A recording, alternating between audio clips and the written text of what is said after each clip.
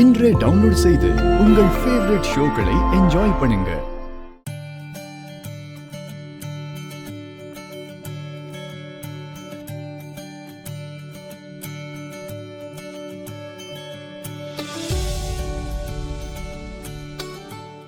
இசை ப்ரொஃபஷனலா மேக்கப் போடுற மாதிரி இருக்கு.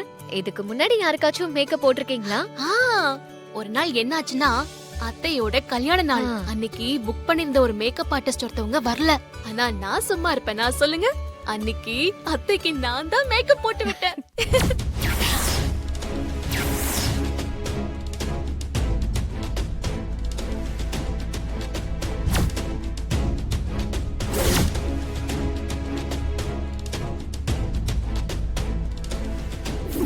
அத்தை, வேற ஏதாவது ஜுவல்லரி போடணுமா?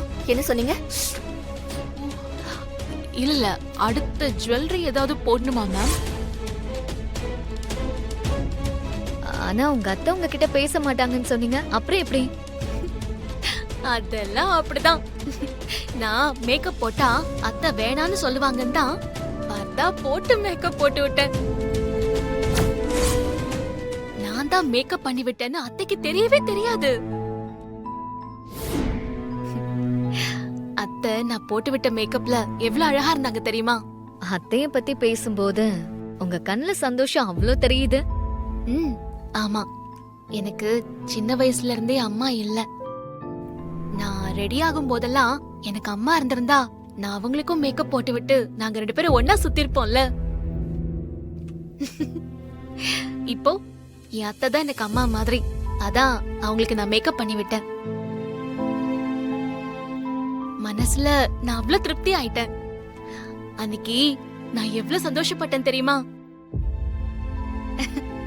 இசை, நான் மனசார சொல்றேன், உண்மையாவே நீங்க ரொம்ப நல்லவங்க.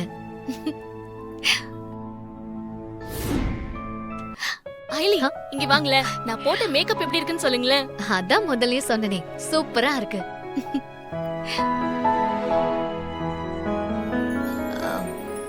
ஏமா ஒரு மாதிரி டிப்ரெஷனா இருக்கீங்க? என்ன பிரியா, மேக்கப் உனக்கு பிடிக்கலையா? அதெல்லாம் ஒண்ணும் இல்ல. சரி, சீக்கிரமா ரெடி ஆகு. வாங்க ஐலி.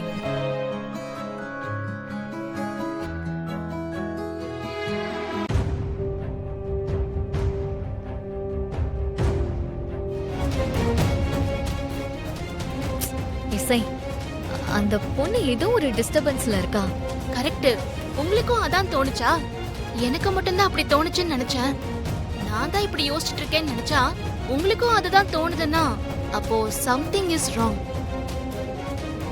அந்த பொண்ணுக்கு இந்த கல்யாணம் பண்றதுல எந்த சந்தோஷமும் இல்ல. நம்ம போய் என்ன விஷயம்னு கேட்டு பாப்போமா?